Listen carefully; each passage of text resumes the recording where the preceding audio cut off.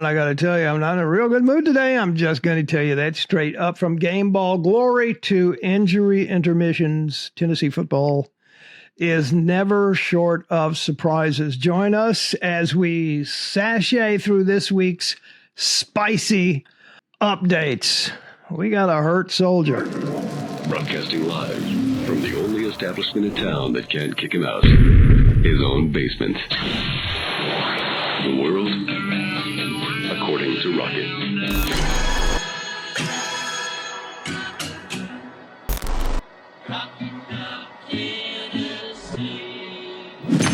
It is I, Rocket Man.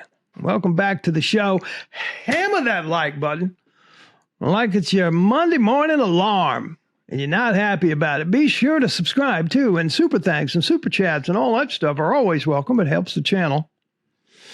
It allows me to eat every now and then. You know, football can be as unpredictable as the Florida weather as I look out over the bay here. Storm clouds gather. They're gathering over the Vols sunny parade today, that's for sure. Tennessee's very own Keenan Pili, the linebacker luminary, who I was really excited about having. I mean, he was my favorite new player coming into the team. I've talked about it on the channel before.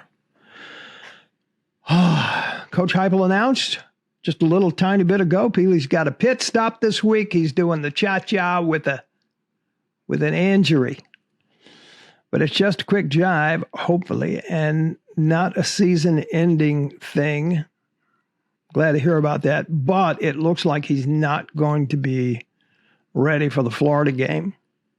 We're gonna be without him next week at Florida. That concerns me. I don't like that one bit. I remember his great moves this past Saturday. I loved watching this guy play. 30 defensive snaps. Had 4 tackles. Coach Heupel handed him the coveted game ball. Why do you ask if that's important? Well, it wasn't just for his Saturday sizzle, so the coaches say, but his everyday electric energy, and that's why I'm upset about it, because the intangibles that he brings to this defensive team, leadership, communication, the ability to command that defense. Tim Banks even calls him our Pili-pillar. Anyway, show must go on though, right? Who's taking center stage now? It looks like Elijah Herring. Now, I was surprised to see him playing number 44 as much as he did this past Saturday against Virginia. I was surprised about that, and he played well. Of course, Aaron Beasley is still right there, ever ready, versatile as ever, can tackle any challenge. And now it's up to our freshman phenom, Arian Carter. And we are going to see a lot of number 7 on the defensive side of the ball this weekend. At least I have some good news to share with you. Quarterback Joe Milton isn't tossing footballs. He's tossing aside the naysayers. Right? He secured this week's SEC Offensive Player of the Week. He's making a statement, loud and clear. He's here to shine, and he means business. He had a bad series. He had one bad series, and people are just, oh, well, see, he's got accuracy problems. Shut up. He was the best dude offensively in the SEC this past week. So shut up. On the flip side, a roaring shout out to Tyler Barron. His dynamo made sure the Virginia offense felt his pressure, clinching the title of SEC Defensive Player of the Week. A true Baron on the field, guarding the Tennessee fortress. Well done, you, sir. But I got more good news. Don't stop there. After just 1 week of sizzling play, Tennessee has danced their way into the top 10. Climbing into the elite top 10, the Vols have cozied up comfortably at the 9th spot, both on the AP and the coaches poll. That's what I call making a pretty damn good entrance. So, Vol Nation, there's things to be happy about. Here's to a season that started with a bang and 2 players lighting up the SEC stage. Ladies and gentlemen, and aliens, and earthlings, strap in, because we are diving deep into the vortex of virtual gridiron expertise and experiences. The Big Boss Daddy College Football Computer. And it is scary AF. This fearsome fusion of phantasm and programming isn't your grandma's Commodore 64.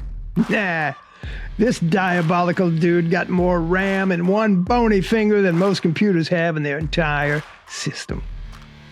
Don't let those spine-chilling sockets fool you. While his presence may give you the heebie-jeebies, his football foresight, it's accurate. I want to look at just 3 games today, right?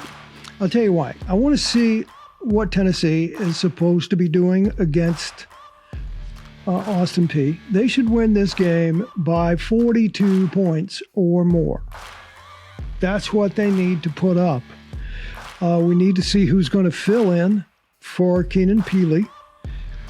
We need to see our receiver, Dante Thornton Jr., we need to see him on that go route down the field so Florida can see, holy crackers, how are we going to stop that guy? We need to see that this weekend. And another thing we need to see this weekend is an emergence of Nico. Nico needs to come out and play that second half. If we're up 35 or whatever, he needs to play that second half of that game with some of the starters to get him conditioned in case we need him. He needs to play with those starters. He needs to play with the ones. Why am I looking at Florida McNeese State? Because Florida is actually playing a similar team to Austin Peay, a little better team, but they should beat them by 37 points or more, according to the Big Boss Daddy College Football Scary Computer. And what does it mean? It will just give us a sense at the first of the week of what we're heading into down there, right? Because it'll be apples and apples. We can see what we're doing, what both teams are doing against the same caliber team. Now, third, Texas is going into Alabama. And I got to tell you, if you bet football, you might want to look at the Alabama side of this equation, because Alabama at -7, Alabama given 7 points in this particular scenario, to me is a gift. It's an absolute gift. I have Alabama winning somewhere between, or let me just say, the Big Boss Daddy College Football Computer. I'm just checking my notes here. We have Alabama somewhere between 10 and 14 points ahead of Texas. So there's your free tips for today. Those are the things to look out for. Compliment of the Big Boss Daddy College Football Computer. As today's episode draws to a close, it's important to remember that every triumphant leap comes with its challenges. Our thoughts are with Keenan Pili, his wife, and family, reminding us that sometimes even the best have to pause, heal, so they can come back stronger. We shall be eagerly awaiting for his return to play, just as we wait for every new game and the play that defines Tennessee's journey this season. And while we're on the topic of returns, don't forget to come back for more updates. If you've enjoyed today's roller coaster of emotions and insights, give us a thumbs up, hammer that subscribe button. Every click supports the channel and keeps the Tennessee spirit alive and kicking. So until next time, keep that orange flame a-burning bright. And remember, through thick and thin, we are Vols for life. See you in the next vid.